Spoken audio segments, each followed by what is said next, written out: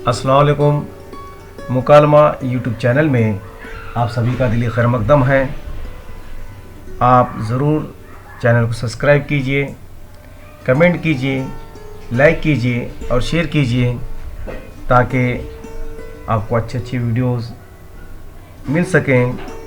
तो चलिए, बरसात का मौसम चल रहा था और एक मांग भी हो रही थी कि दरिया की आप बीती ये मज़मून हम लोग देखेंगे। तो पहला देखिए इसकी शुरुआत। मेरा वतन पहाड़ की वो बुलंदी है जहां आपके लिए पहुंचना अगर नामुमकिन नहीं तो मुश्किल ज़रूर है।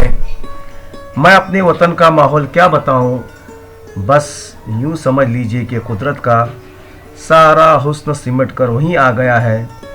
सुबह को सबसे पहले सूरज मेरे वतन में चमकता है। उसकी सुनहरी और हल्की किरणों की फूट जब मेरी बस्ती पर पड़ती है तो सब जगमगा उठता है। आप सवाल करेंगे कि ऐसा खूबसूरत और जानदार माहौल छोड़कर मैदानी इलाके में क्यों चला आया। बात यह है कि मैं अक्सर ऊंचाई से नीचे झांका करता।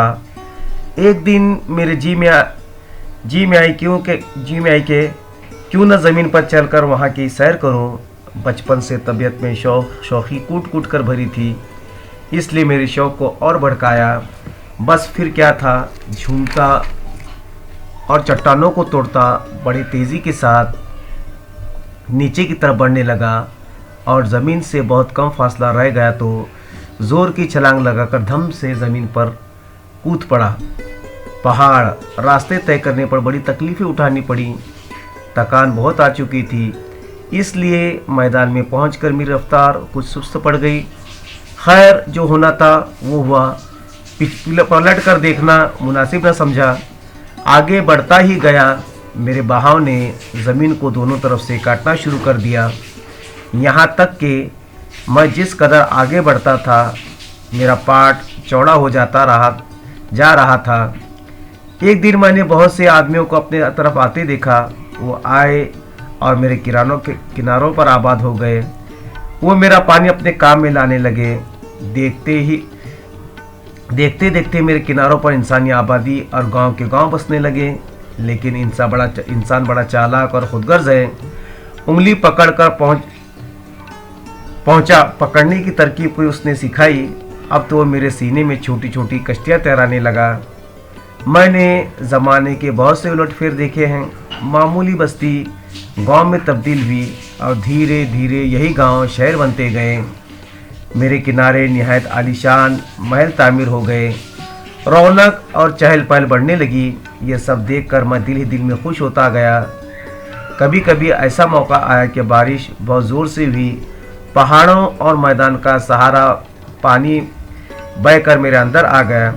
फिर ये पानी सैलाब की सूरत में उमड़ कर इधर उधर बहने लगा। सैलाबी पानी ने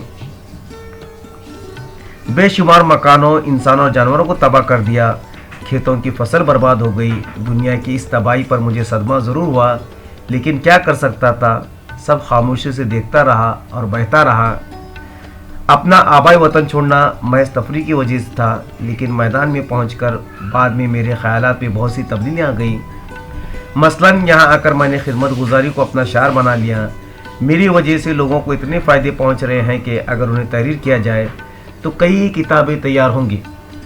मगर मैं नेकी कर वाली कहावत पर अमल करते हुए सारी बातों से बेनियाज आगे बढ़ता रहा।